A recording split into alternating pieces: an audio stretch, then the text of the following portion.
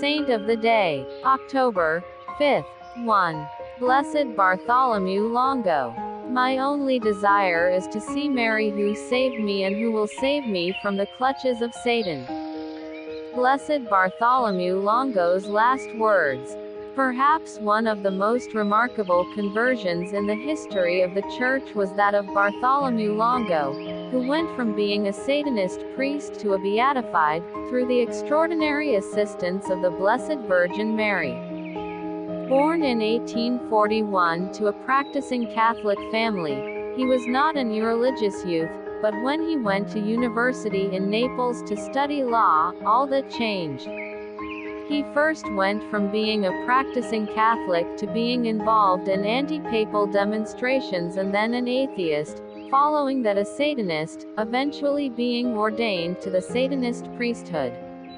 He had become a complete apostate. However, Bartholomew's family and friends continued to ardently pray for him and his conversion back to the faith of his childhood. A university professor of his hometown in southern Italy began to have discussions with him and with much perseverance managed to persuade him of the irrationality of his position. This was the beginning of his road to sainthood.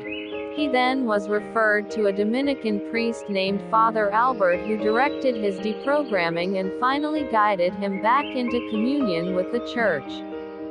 He had recovered his faith, but realizing the awful scandal and damage he had caused, he wished to make reparations.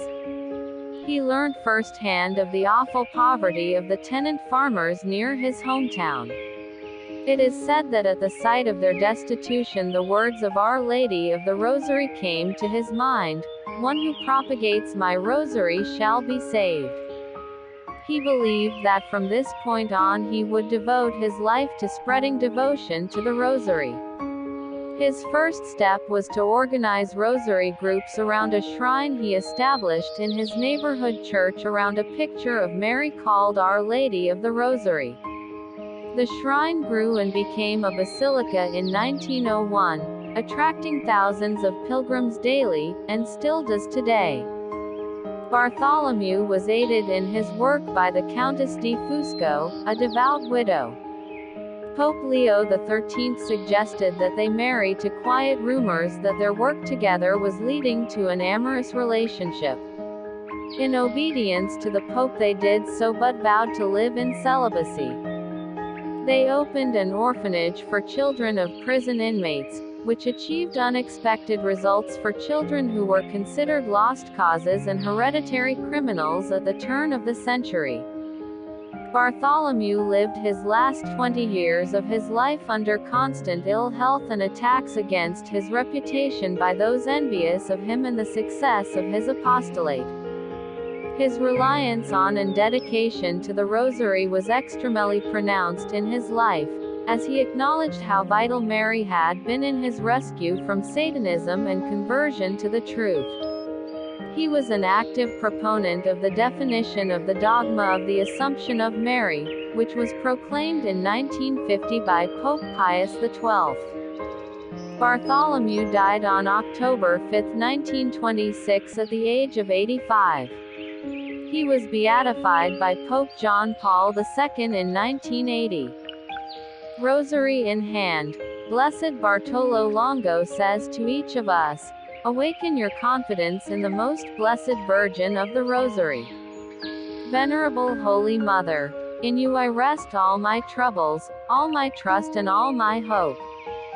Pope John Paul II at Blessed Bartholomew Longo's beatification ceremony. 2. Saint Mary Faustina Kowalska. On October 5, the Church celebrates the memorial of Saint Mary Faustina Kowalska, Virgin. Saint Faustina was born Helena Kowalska on August 25, 1905 to a poor but devout Polish family in 1905. At the age of 20, with very little education, and having been rejected from several other convents because of her poverty and lack of education, Helen entered the congregation of the Sisters of Our Lady of Mercy. There, She took the name Sister Faustina and spent time in convents in both Poland and Lithuania. Throughout her life, Jesus appeared to Sister Faustina. He asked her to become an apostle and secretary of His mercy, by writing down His messages of divine mercy for the world in her diary. Jesus also asked Sister Faustina to have an image painted of His divine mercy, with red and white rays issuing from His heart, and to spread devotion to the Divine Mercy Novena. Even before her death on October 5, 1938, devotion to Divine Mercy began to spread throughout Poland. This little nun and Jesus' message of Divine Mercy impacted Karol Wojtyla greatly, which became obvious to the world when he was elected Pope. It is truly marvelous how her devotion to the merciful Jesus is spreading in our contemporary world and gaining so many human hearts. This is doubtlessly a sign of the times, a sign of our 20th century. The balance of this century, which is now ending, in addition to the advances which have often surpassed those of preceding eras, presents a deep restlessness and fear of the future. Where, if not in the divine mercy, can the world find refuge in the light of hope? Believers understand that perfectly. Pope St. John Paul II wrote. On April 30, 2000, Pope John Paul II canonized Saint Faustina in what he was widely reported as saying was, "the happiest day of my life." Today my joy is truly great in presenting the life and witness of Sister Faustina Kowalska to the whole Church as a gift of God for our time. By divine providence, the life of this humble daughter of Poland was completely linked with the history of the 20th century, the century we have just left behind. In fact, it was between the First and Second World Wars that Christ entrusted His message of mercy to her. Those who remember, who were witnesses and participants in the events of those years and the horrible sufferings they caused for millions of people, know well how necessary was the message of mercy, the Pope said in his homily that day. It was also on this day, the Sunday after Easter, that Pope John Paul II instituted the Feast of Divine Mercy, which Jesus had asked for in his messages to Sister Faustina. 3. Saint Luigi Scrosoppi. Saint Luigi Scrosoppi's life bears witness to a great trust in divine providence. He was born in the year 1804 in Udine, Italy and entered the diocesan seminary at 12 years old. He was ordained at age 23. The famine and poverty in Udine inspired Father Luigi to care for those most in need. With other priests and a group of young teachers, he dedicated himself to educating poor and abandoned girls in the practical skills of sewing and embroidery, as well as in reading, writing and arithmetic.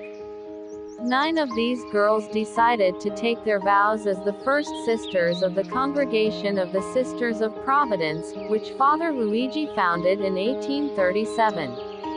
The congregation grew, and eventually he opened 12 houses of sisters. Furthering his priestly vocation, Father Luigi entered the Congregation of the Oratorian Fathers, founded by Saint Philip Neri, at the age of 42. He continued to guide the Sisters of Providence, dedicating his life to social justice and the poor, including the sick and the elderly. Through his deep union with God, Father Luigi was also gifted with the ability to read hearts. The climate of anticlericalism, which accompanied the unification of Italy in the mid-19th century, suppressed the Sisters, House of Orphans, and the Congregation of the Oratorian Fathers. However, Father Luigi was successful in save the work he and the sisters were doing with the orphans. In late 1883, he fell ill and was forced to stop working. He died on April 3, 1884. Blessed Bartholomew Longo, Saint Mary Faustina Kowalska, and Saint Luigi Scrosoppi, pray for us. K. Carla Channel.